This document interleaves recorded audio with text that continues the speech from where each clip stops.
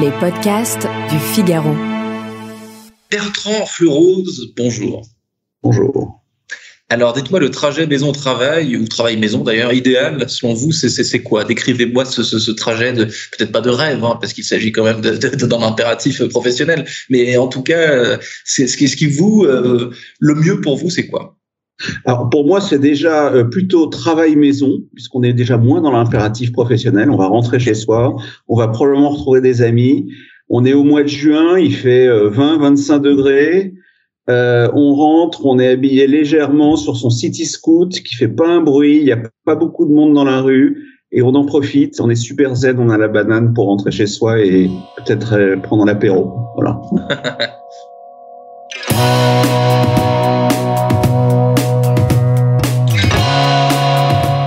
Bonjour à tous et bienvenue au Talk Décideur du Figaro, avec aujourd'hui sur mon écran et par conséquent aussi sur le vôtre, Bertrand Fleurose, fondateur en 2014, ça fait déjà 8 ans.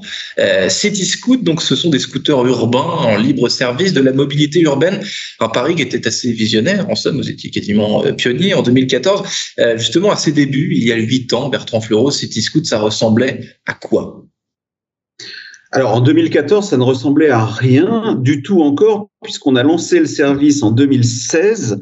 Et effectivement, en 2014, ça ressemblait quand même à un prototype dans un atelier, à beaucoup de business plans et de papier et d'Excel. Et ça ressemblait à moi, plus une équipe de 3 ingénieurs qui allaient probablement concevoir le scooter qu'on a aujourd'hui, qui a très peu de différence avec le prototype d'il y a 7-8 ans. Ouais. C'était déjà la même chose, donc déjà visionnaire, on l'a dit, donc 3 ingénieurs et vous sur le marché, sur ce marché très spécifique. À l'époque, il y a quoi? Vous êtes les seuls, quoi. Alors, on est les premiers. En fait, je pense qu'avec 2 autres acteurs en Europe, on a à peu près la même idée en même temps sur le papier et incroyablement, on sort notre service à 1 ou 2 mois d'intervalle en 2016. En pensant chacun d'ailleurs, parce que je les connais, être les premiers et les seuls à y avoir pensé. Et donc vous les avez connus ensuite ou vous les connaissiez avant? Je les ai connus ensuite. Non, je les connaissais pas avant, sauf l'un d'entre eux qui avait fait un bêta-test au moment où nous aussi on préparait notre bêta-test. J'étais leur premier bêta-testeur. C'est une petite boîte allemande qui existe encore, enfin qui a été rachetée. Et donc, non, ça n'existait pas. Le free floating était un concept totalement inconnu. Et le partage en scooter électrique n'existait pas non plus. Donc, oui, on a été pionniers. Donc depuis, évidemment, les choses ont bien changé. Il y a une multiplication d'ailleurs des solutions de mobilité urbaine. Il y a de la concurrence. Comment est-ce que vous percevez le secteur aujourd'hui Cityscoot, donc pionnier certes, mais pionnier désormais avec de la concurrence. Comment est-ce que vous vous singularisez sur ce marché devenu totalement, j'allais dire féroce, mais peut-être pas, mais en tout cas très très présent dans les grandes villes, quoi. Alors, il est présent, il va se réguler. Il faut pas confondre non plus. Il faut pas mettre dans le même panier les différentes mobilités partagées parce qu'elles ne s'adressent pas aux mêmes clients et elles correspondent pas tout à fait aux mêmes usages. Je pense que ce qui est nouveau et ce qui choquait depuis qu'on est arrivé, enfin, vous savez, quand c'est nouveau, c'est un petit peu choquant. Bon, les trottinettes ont un peu percé le marché de manière un petit peu choquante aussi, parce que il y a eu un afflux énorme, et ce qui a un petit peu d'ailleurs dégradé à un moment l'image de la micromobilité. Mais grâce à la Main de Paris, et maintenant que c'est régulé, je pense que du coup l'image de ces acteurs est remontée. Donc au début, oui, on est seul, le marché n'existe pas, et puis finalement vous allez voir déjà aujourd'hui, puis ça va être, je pense, encore plus le cas dans quelques années. Ça fera partie du paysage et on se demandera même comment on faisait avant. Voilà, comme beaucoup de choses nouvelles qui finissent par perdurer. Alors, concurrence, oui, enfin, à Paris, on est toujours un très gros leader puisqu'on a toujours, malgré un petit peu de concurrence, 80% de notre marché. Et comme je vous l'ai dit, le marché les utilisateurs de vélos et de trottinettes c'est pas la même typologie de clients Donc, il n'y a pas réellement de concurrence entre les différentes mobilités. Alors justement, décrivez-moi, Bertrand Fleurose, votre clientèle sur Cityscoot entre les débuts, donc les early adopters de Cityscoot, et les clients que vous avez aujourd'hui. Est-ce que ce sont les mêmes? Comment tout ça a évolué en 8 ans, en 6 ans? Alors, ouais, notre client typique, c'est un client qui est plutôt assez jeune, enfin jeune pour moi, ça veut dire 35 ans, 36 ans. C'est plutôt un homme. Alors, on pourra peut-être en reparler un peu plus tard dans cette conversation, mais on fait énormément d'efforts pour rééquilibrer la partie homme-femme qui est aujourd'hui d'environ 80-20, pour 80%, 20%. C'est plutôt quelqu'un d'actif. Et d'ailleurs, on le voit, nos locations sont beaucoup plus importantes en semaine que le week-end, et beaucoup plus importantes entre 8h et 10h du matin et 18h et 20h que le reste de la journée. Donc, c'est vraiment essentiellement pour aller au travail, pour faire ses rendez-vous dans la journée, pour rentrer chez soi, et éventuellement le soir quand même jusqu'à minuit. Il y a pas mal, notre activité est assez intense. Il y a beaucoup de gens qui vont dîner en Cityscoot qui reviennent en Uber. C'est étonnant ça, on se demande pourquoi Bertrand Fleurose, mais ce que vous me dites, c'est amusant, c'est que Cityscoot récréatif un petit peu, mais surtout professionnel, c'est-à-dire que vous êtes une sorte de trajet, peut-être vous allez peut-être me le confirmer ou pas, quelqu'un qui a l'habitude peut-être de prendre le bus, d'aller en métro, des choses comme ça, à un moment donné va se dire tiens, j'ai envie d'un trajet un peu différent, un peu sympa, je prends un Cityscoot. Ou alors c'est chaque jour de façon récurrente, ce sont des clients très très récurrents, ou alors occasionnels, qui ont leurs petites habitudes, quoi. Alors, on a toutes sortes de clients. Pour répondre à une partie de votre question juste précédente. Oui, alors il y a une grosse fidélité. Je pense qu'on a aujourd'hui encore une grosse partie de nos early adopters qui l'utilisent régulièrement. On a des clients qui l'utilisent 2 ou 3 fois par jour, tous les jours, toute l'année.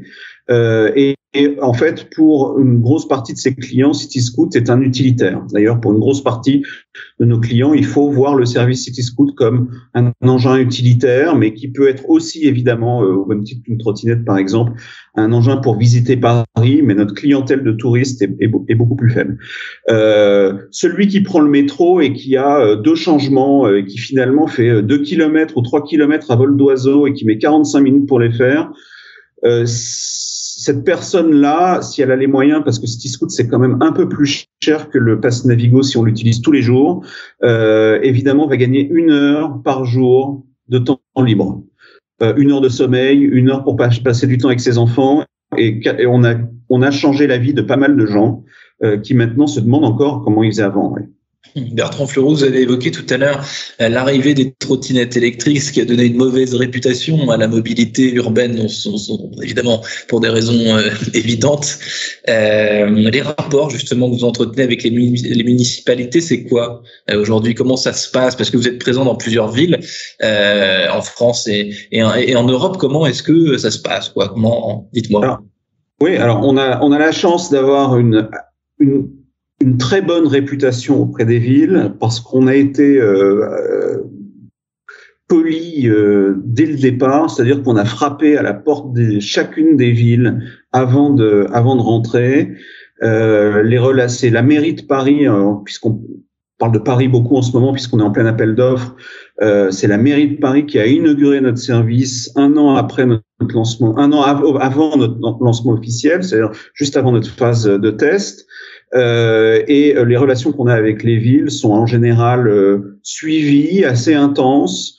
On est réputé pour toujours respecter les consignes, notamment, je sais pas si vous vous souvenez, mais pendant les événements des Gilets jaunes il y a 2 ans, il y avait la moitié de Paris à peu près était fermée, et il fallait en 24 heures qu'on pousse tous nos scooters en dehors des zones, et c'est ce qu'on a fait de samedi en samedi. Donc c'est ce que n'ont pas fait les trottinettes au début. Elles sont arrivées sans frapper à la porte. Je pense que ça a agacé énormément de villes, à raison d'ailleurs. Et c'est pour ça que la ville a décidé de tout d'un coup réguler le marché, ce qui est absolument, je pense, indispensable. et pour les scooters aussi d'ailleurs. Et ce qui m'amène à ma prochaine question, Bertrand Fleurot, vous venez de le dire, donc je comprends que je me souviens effectivement de l'arrivée de multiples acteurs de trottinettes qui débarquaient à Paris sans effectivement prévenir la municipalité. Si on regarde une ville comme Paris, justement aujourd'hui, il y a des vélos, il y a des trottinettes, il y a des scooters, il y a des bus. Tout ça est assez peut être assez dangereux, et surtout, moi j'ai l'impression, à titre d'observateur, que chacun des utilisateurs d'une mobilité a une dent contre l'autre. Là, vous venez de me dire, je caricature, mais vous avez une dent contre les trottinettes en disant ils sont arrivés. Plus maintenant. Oui, ils ont mal. Excusez-moi, je vous coupe, mais ils ont mal fait en arrivant. La ville a très bien fait en régulant, mais effectivement, ils ont donné une assez mauvaise image de la micromobilité, ce qui, nous, à l'époque, nous avait particulièrement déplu, parce qu'on s'était employé à faire tous les efforts possibles pour être des bons élèves, et tout d'un coup, l'image de la micromobilité a été un petit peu dégradée. Je crois que maintenant, ça va mieux, il y a un peu plus d'harmonie, il y a moins d'acteurs, il y a moins de véhicules sur les trottoirs, quel que soit le type de véhicule, et je crois que ça va beaucoup mieux. Ouais. Et donc, si on parle de ma dernière question, Bertrand Fleurot, si on fait un peu de prospective, le paysage de la micro-mobilité, de la mobilité urbaine dans les prochaines années, ça va ressembler à quoi? Qu'est-ce qui est, enfin, les facteurs arrangeants, disons, ce qui peut encore être amélioré, c'est quoi? Parce que je reviens à ma question précédente, il y a quand même une espèce d'hostilité. Plus on multiplie les façons de se déplacer, plus, eh bien, on a l'impression d'être pas privilégié, mais disons, on a ces petites règles à nous, et puis et on a tendance un petit peu à être un peu défiant avec le changement, en fait, tout simplement. Oui, effectivement. Mais en plus, je crois que le français, peut-être même le parisien, encore plus, est pas fan du changement. Voilà. Donc non, mais ça va changer. De toute façon, c'est obligatoire que ça change. La circulation à Paris ne peut pas rester comme ça. Donc, je pense que toutes les alors je parle pour la mienne en tout cas, parce que c'est celle que je connais le mieux. Le scooter, ça existe depuis 60 ans dans les villes. C'est un engin qui est immatriculé. Il faut un permis pour le conduire. Il faut un casque, etc. Il a toujours été comme ça, et je pense qu'il perdurera au fil des prochaines décennies. La trottinette, franchement, je sais pas. Je pense qu'elle devrait être un peu plus régulée. Quant au vélo, c'est inéluctable. Le vélo, je pense, est un moyen de mobilité majeur dans toutes les villes. Je crois que de toute façon, toutes ces micromobilités vont encore prendre beaucoup d'importance, au détriment uniquement de la voiture, qui est à juste titre souvent utilisée à mauvais escient. Un seul conducteur ou 1,1 conducteur par voiture, c'est pas possible dans une ville.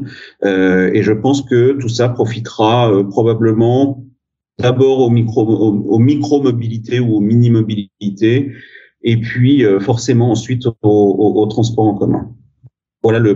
Voilà comment je vois le paysage des villes d'ici 5 à 10 ans. Voilà votre analyse prospective prudente. Vous avez raison. Vous ne parlez pas de la ville en 2050, mais simplement dans 5 ans. Vous avez raison. Merci beaucoup, Bertrand Fleurot, d'avoir répondu à mes questions pour le décideur du Figaro. Je vous souhaite une excellente fin de journée en scooter rapide. Merci. Comme vous voulez. À très bientôt. Aussi. Au revoir.